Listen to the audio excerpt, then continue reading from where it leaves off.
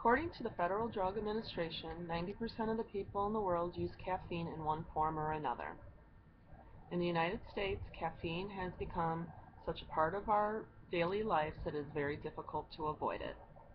The purpose of this speech is to inform the audience about how easy caffeine is to find and how we as people use it.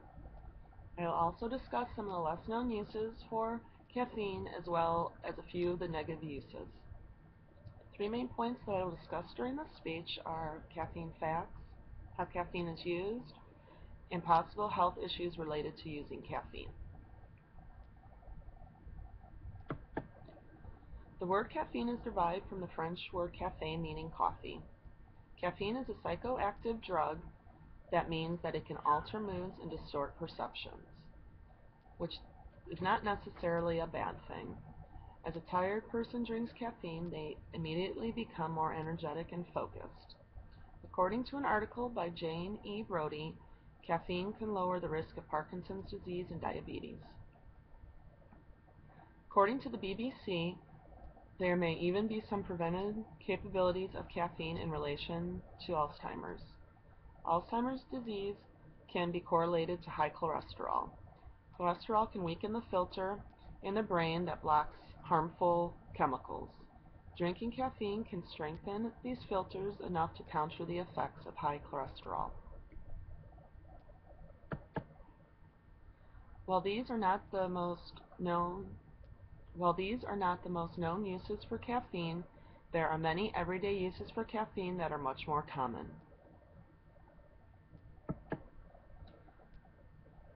There are many health benefits to drinking caffeine for people with asthma.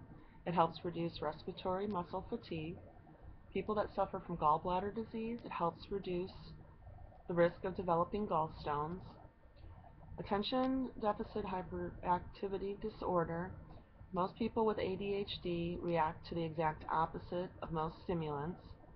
People that suffer from low blood pressure, caffeine helps increase adrenaline production. If you suffer from type 2 diabetes, caffeine impairs glucose metabolism. And lastly, with migraine headaches, caffeine makes pain relievers 40% more effective, and caffeine helps the body absorb pain medications, bringing relief quicker. Many athletes use energy drinks for a burst of energy and increased alertness and focus. Coffee and tea drinkers make up the biggest percentage of users. Most adults in the United States consume 2 to 3 cups of either coffee or tea daily. There are many common and some uncommon uses for caffeine that are still some things to keep in mind before using too much of it.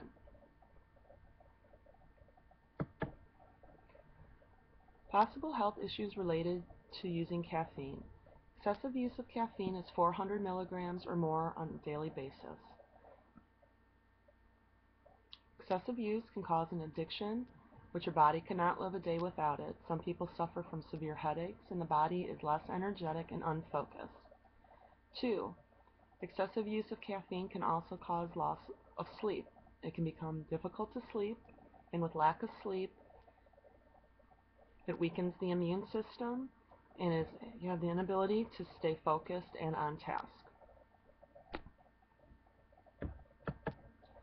I explain here today some of the facts about caffeine, how caffeine is used, and a few of the possible health-related issues associated with caffeine. Much of this information is commonly known, but that does not change the fact that caffeine has a bad reputation.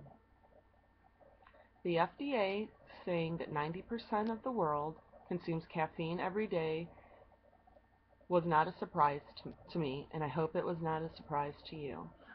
What was surprising to me is how much of a positive effect caffeine really has on all of our lives.